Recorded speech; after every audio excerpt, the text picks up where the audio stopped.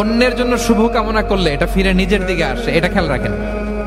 এটা একটা life hack share করতেছি, আজীবন কাজে লাগবে।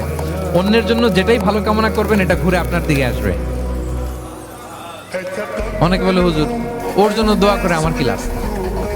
নিজের জন্য আল্লাহ আমারে মাফ করে দাও, আল্লাহ আমারে সমৃদ্ধি দাও, আল্লাহ আমার বেতন বাড়াও, আল্লাহ আমার ব্যবসায় বরকত দাও, আল্লাহ আমার ছেলেরা হাফেজ বানাও, আল্লাহ আমার বউ, আল্লাহ আমার মেয়ে, আল্লাহ আমার আমার আমার সব আমার ভালো আপনি চাচ্ছেন নিজের জন্য, অন্যদের জন্যও চান।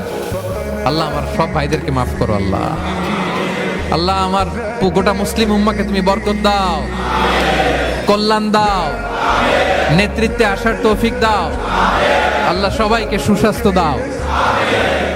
এটা ফিরে আপনার দিকে আসবে। অন্যের জন্য শুভকামনা বহুগুণ বৃদ্ধি হয়ে নিজের দিকে রিটার্ন করে। বিষ্ণু সাল্লাল্লাহু এটাই বলেছেন, মা মিন আবদিন মুসলিমিন ইয়াদউ লিআখিহি বিযাহরিল গায়বি ইল্লা ক্বালা লাহুল মালাকু ওয়া লাকা বিমিসলিন। কেউ যদি তার ভাইয়ের অনুপস্থিতি তার ভাইয়ের জন্য দোয়া করে, ফেরেশতারা ওই দোয়াটা তার জন্য আগে আগে করে। তাহলে অন্যের জন্য শুভকামনা করলে, দোয়া করলে লাভ না লস?